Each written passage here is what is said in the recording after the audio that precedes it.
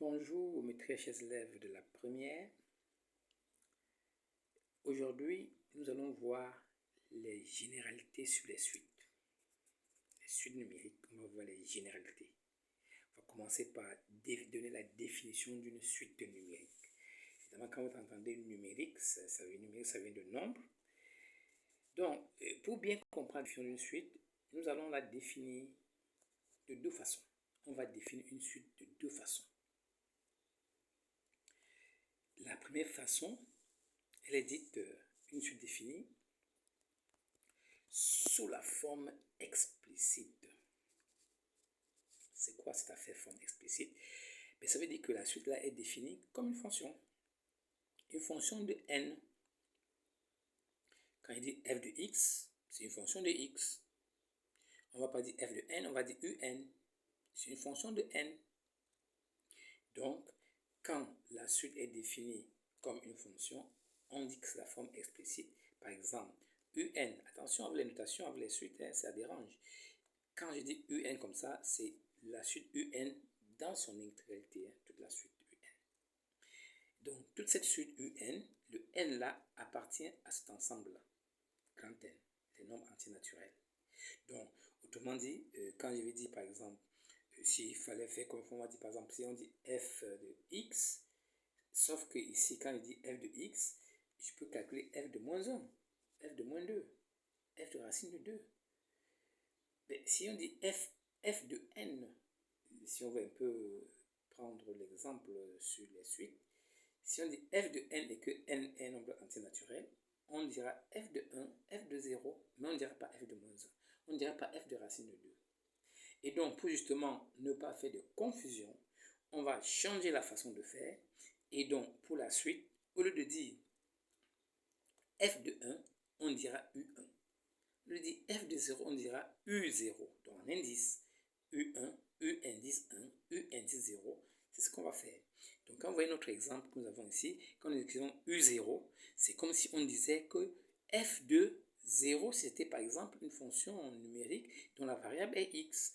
Ici, c'est une fonction, évidemment numérique, dont la variable n, sauf que notre indice là, notre nombre qu'on va prendre là, est un nombre entier naturel qui commence avec 0. Ça, c'est au pire des cas. C'est-à-dire que le premier élément peut être 0, mais ça peut être plus que 0. On peut décider de commencer une suite avec U10. Il n'y a aucun problème. Et donc, de cette façon, quand on définit une suite de cette façon, c'est très bien parce que j'ai la possibilité de calculer n'importe quel terme d'indice voulu. U0 veut dire le terme d'indice 0. Ça veut simplement dire remplacer n par 0. C'est fait. U4, le terme d'indice 4, remplacer, c'est fait. Je peux faire U100, je peux faire U1000, je le remplace en une minute, j'ai le résultat. Et ça, c'est très facile. Donc, si j'ai une suite sous cette forme-là, je traite ça exactement comme une fonction. Il n'y a rien de difficile. Donc, on a dit que U4 est le terme d'indice 4. J'aime pas trop utiliser le terme de rang parce que ça fait confusion. L'élève va croire qu'il dit que U4 est le terme de rang 4. L'élève va croire qu'on a dit que c'est le quatrième terme. C'est cette confusion que les élèves ont. Et moi, quand j'explique les suites, je parle beaucoup plus d'indices. Donc, pour notre exemple, vous voyez bien que la suite commence avec U0. Donc, du coup, U4, c'est le cinquième terme de notre suite. Et alors que UN est le dernier terme, le terme d'indice N. Ça, c'était la première façon de définir une suite. Mais c'est quoi la deuxième façon de définir une suite? C'est pas une relation de récurrence. C'est quoi ça? Une suite, pas une relation de récurrence. Mais ça veut simplement dire que la suite est définie à partir de son premier terme.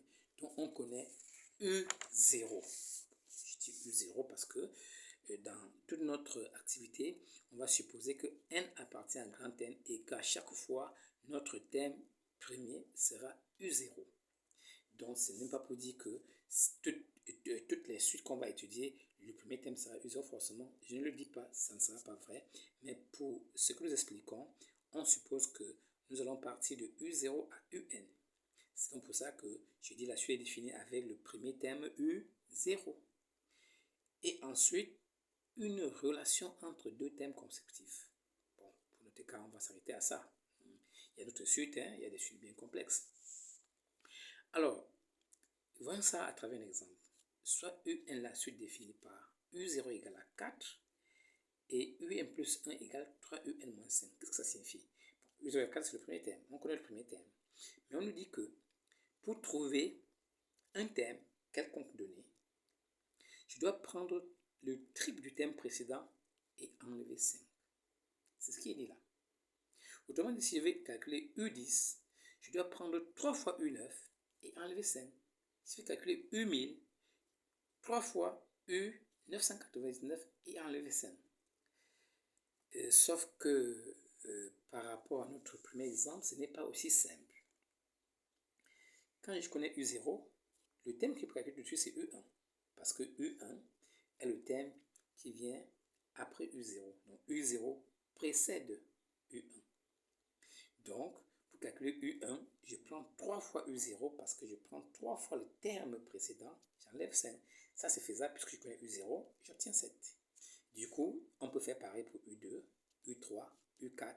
Mais si tu veux calculer U100, il faudra aller comme ça jusqu'à U99 avant d'espérer calculer U100. Là, tu en as pour une bonne journée. Hein? C'est justement là le problème des suites, ça il faut déjà vous le dire, c'est que dans 99% des exercices, votre suite sera définie comme cela, avec une relation de récurrence, et vous serez amené par des transformations convenables, qu'on va bien sûr vous expliquer, à trouver une relation qui permet de calculer directement le terme d'une suite d'indices voulus.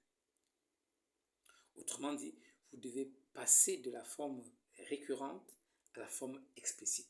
Ce sera ça le challenge qu'on aura sur les suites. Mais ça, on va voir comment faire. Continuons notre généralité avec une autre notion tout à fait très importante dans les formules qui vont arriver après. C'est le nombre de termes d'une suite. Quand j'ai ma suite UN, quand je connais le premier terme, le dernier terme, du premier au dernier, il y a combien de termes qui se suivent? C'est ça, c'est ce nombre-là qu'on appelle nombre de termes d'une suite. Parce que les termes d'une suite sont consécutifs. Ils se suivent. Après U0, c'est U1, après c'est U2, après c'est U3, ainsi de suite. Donc, pour calculer ce nombre de termes d'une suite, je prends l'indice du dernier terme moins l'indice du premier terme et j'ajoute 1. Alors, nous avons donné ici une formule générale en supposant que nous avons une suite dont le premier terme est UP. Bon, si nous restons dans notre raisonnement, notre P, ça sera 0. Ça sera donc U0. Et que le dernier terme, c'est UN. Eh bien, à ce moment, le nombre de termes de la suite, c'est N moins P plus 1. N moins P plus 1. Ça nous donne le nombre de termes de la suite. Quelques exemples. De U10 à UN, il y a N-10 plus 1, soit N-9 termes de la suite. De même, de U0 à UN, on a N plus 1 terme. De U1 à UN, on a N termes. Finissons, si vous voulez bien, cette généralité avec le sens de variation d'une suite. Le sens de variation d'une suite, c'est savoir si elle est croissante, décroissante ou constante. Donc, pour déterminer ce sens de variation, il faut calculer la différence entre deux termes consécutifs, c'est-à-dire UN plus 1 moins UN. Donc, vous calculez cela. Le calcul va vous donner un résultat dont vous pouvez connaître le signe. Donc, dès que vous aurez votre résultat, il faudra trouver son signe. Si le signe de ce résultat est positif, vous allez conclure que votre suite est croissante. Si le résultat est négatif, votre suite est décroissante. Et si le résultat est égal à 0, votre suite est constante. Voilà, chers élèves, si vous voulez, cette première partie sur les généralités. On n'a pas encore vu les limites. On ne parlera pas de convergence pour cette première partie. On va voir ça dans les prochaines parties. On fera des exercices pour montrer comment pratiquement on applique cette étude de sens de variation au niveau des suites. Merci pour votre attention.